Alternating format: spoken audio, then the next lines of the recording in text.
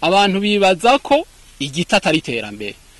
Nta terambere rishoboka atagiti, nta buzima bushoboka atagiti. Uvuze igiti ni uburaro, uvuze igiti ni umuyaga mwiza, uvuze igiti ni amazi, uvuze igiti nico turarako, uvuze igiti ni indya, uvuze igiti ni vyose.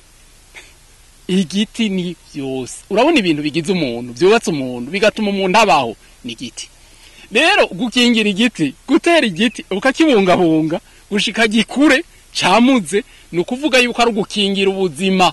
Iterambere rero rya mbere mu gihugu si gorofa ndende, iterambere rya mbere ni igiti. Igiti mu gisagara, igiti impande y'amabarabara, igiti mu misozi, igiti mu biyaya, igiti ahantu hose.